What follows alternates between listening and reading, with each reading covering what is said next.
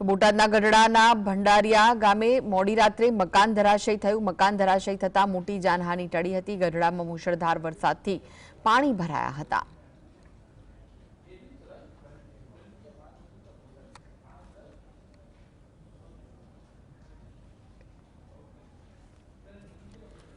તો આ વિશે વધુ માહિતી માટે જોડાઈ ગયા છે સંવાદદાતા ધર્મેન્દ્ર। ધર્મેન્દ્ર, જે રીતે ગઢડામાં વરસાદ વરસ્યો છે, હાલમાં કેવી પરિસ્થિતિ છે? जी आपने जणावी दो तो बोटाद में कहेवाय के मुसळधार वरसादे आखा बोटाद जिल्ला ने धंधोळी नाख्यो तेवी कंईक स्थिति सर्जाई छे।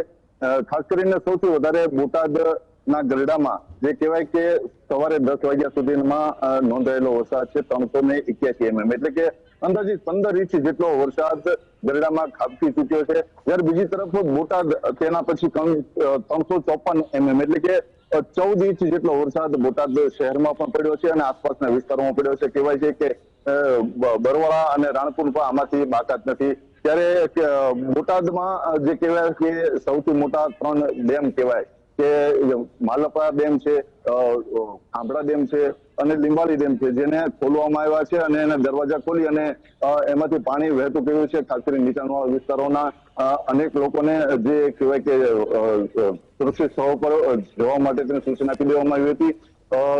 બોટાદના લાઠીદળ ગામે રાત્રિના સમયે ઇકો જે ગાડી પલટી ખાઈ ગઈ તેને નાળાની અંદર ધસી ગઈ હતી, જેમાં 2 વ્યક્તિનો આબાદ બચાવ થયો હતો અને એમાં હજી 7 વ્યક્તિઓ જે લાપતા છે। તાત્કાલિક અત્યારે એનડીઆરએફની ટીમને જાણ કરી છે અને જે કહેવાય કે નાળું ખૂબ જ ઊંડું હોવાને કારણે તેને એનડીઆરએફની ટીમ આવે અને આ લોકોની શોધખોળ કરે તેવું કંઈક તંત્ર ઈચ્છી રહ્યું છે। ત્યારે હાલ પણ તંત્ર એલર્ટ મોડ પર છે। અનેક એવા વિસ્તારો છે કે જે સંપૂર્ણપણે પાણીથી ક્ષતિગ્રસ્ત થઈ ગયા છે અને પાણી ભરાઈ ગયા છે। ત્યારે ખાસ કરીને વહીવટી તંત્રના મામલતદાર, પ્રાંત અધિકારી અને કલેક્ટર હાઈ એલર્ટ મોડ પર છે। કલેક્ટરે ડિઝાસ્ટર મેનેજમેન્ટ માટે એક ડિઝાસ્ટર રૂમ પણ શરૂ કરી દીધો છે અને કોઈ પણ આપાતકાલીન સ્થિતિમાં તાત્કાલિક જાણ કરવા માટે નંબર પણ એક જાહેર કર્યો છે। ત્યારે આપણી પાછળ જે દ્રશ્ય છે આ દ્રશ્ય છે બોટાદના અંડરબ્રિજના, જે આ નેશનલ હાઈવે પર આવેલો છે। અહીંથી અમદાવાદ અને સાળંગપુર અને બરવાળા તરફ જઈ શકાય છે। આ રસ્તાને બ્લોક કરી દેવામાં આવ્યો છે। સતત અવિરત વરસાદ, હાલમાં પણ આજે 12 વાગ્યાનો સમય થયો છે પણ સતત વરસાદ ચાલુ છે।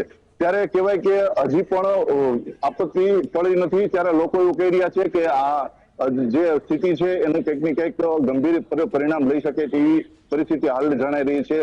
પોલીસ કર્મીઓ છે કે જે અહીંથી લોકોને પાછા વળી જવા માટે સૂચના આપી રહ્યા છે, કારણ કે અંડરબ્રિજની અંદર પાણી એટલા ભરાઈ ગયા છે કે અહીંથી જઈ શકાય તેવી સ્થિતિ નથી।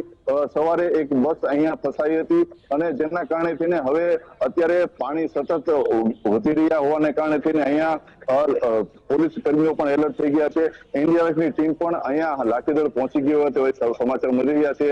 ત્યારે હાલ સમગ્ર તંત્ર એલર્ટ મોડ પર છે અને કંઈક ને કંઈક કહેવાય કે ગંભીર સ્થિતિ થતી હોય તેવું કંઈક ને કંઈક જણાઈ રહ્યું છે। જી ધર્મેન્દ્ર, 14 ઇંચ જેટલો વરસાદ ખાબક્યો છે, જનજીવન કેટલું પ્રભાવિત થયું છે? શું લોકોના ઘરોમાં પણ પાણી ભરાઈ ગયા છે કે ક્યાંક રેસ્ક્યુ કરવું પડે તેવી ફરજ પડી છે? હાલ તો બોટાદમાં જે કહેવાય કે નીચાણવાળા વિસ્તાર, જ્યાં કહેવાય કે કોઈ પણ સામાન્ય વરસાદમાં 1-2 ઇંચ વરસાદમાં પણ પાણી ભરાઈ જતા હોય તેવા નીચાણવાળા વિસ્તારની અંદર કહેવાય કે પાણી ખૂબ જ ગંભીર સ્થિતિ સર્જાઈ હતી। બીજી તરફ આપણે કહીએ તો ભાવનગર રોડ પર આવેલ સીતારામનગર સોસાયટી, સ્વામિનારાયણનગર સોસાયટી, પાટીદાર રેસિડેન્સી, અનેક એવી જે સોસાયટીઓ છે કે જ્યાં પાણી ભરાઈ ગયા હતા। સવારે 3 ફૂટ જેટલા પાણી હતા અને ઘરમાં પણ પાણી ઘૂસી ગયા હતા। ડ્રેનેજની લાઈન હતી જે બેક મારી રહી હતી અને જેના ગટરના પાણી ઘરમાં પાછા આવતા હોય તેવી કંઈક સ્થિતિ હતી। લોકો કહી રહ્યા હતા કે પાછળના સાઈડ જે પાણી નિકાલની જે વ્યવસ્થા નથી અને જ્યાં દબાણ થઈ ગયા હોય અને તેના વહેણની અંદર મકાન બનાવી નાખ્યા હોય એના કારણે તેને આ સ્થિતિ સર્જાઈ છે। ત્યારે તેઓએ તંત્રને જાણ પણ કરી હતી। સવારે આવી અને લોકોએ પાણીને નિકાલ માટે તેની વ્યવસ્થા કરી હતી અને સવારે 11 કલાકે આ પાણીનો કંઈક ને કંઈક નિકાલ થયો હતો। પરંતુ કહી શકાય કે અનેક દબાણો છે, અનેક સ્થિતિ છે કે જે ગંભીર સ્થિતિનું રૂપ લઈ શકે એવી પરિસ્થિતિ, અનેક રોડ રસ્તા પણ બંધ કરી દેવામાં આવ્યા છે। નાના કાચા મકાનો જે કહેવાય કે કાચા મકાનો અનેક તૂટી ગયા હોય તેવું પણ કંઈક ને કંઈક જાણવા મળી રહ્યું છે।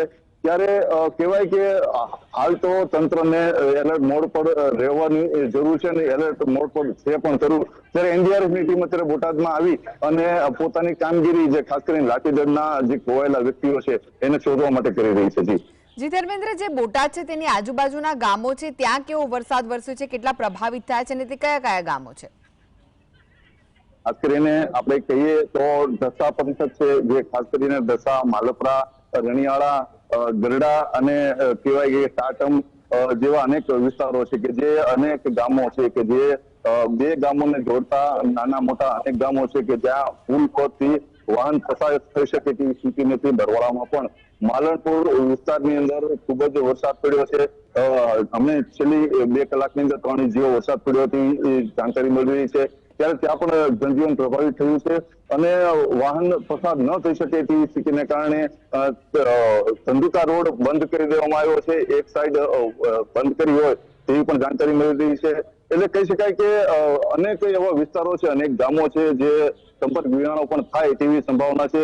જો આજની રાત અને આવતીકાલ પણ વરસાદ પડવાની સંભાવના છે ત્યારે જનજીવન વધારે પ્રભાવિત થાય તેવી પણ કંઈક ને કંઈક સંભાવના છે. જી, આભાર ધર્મેન્દ્ર સમગ્ર માહિતી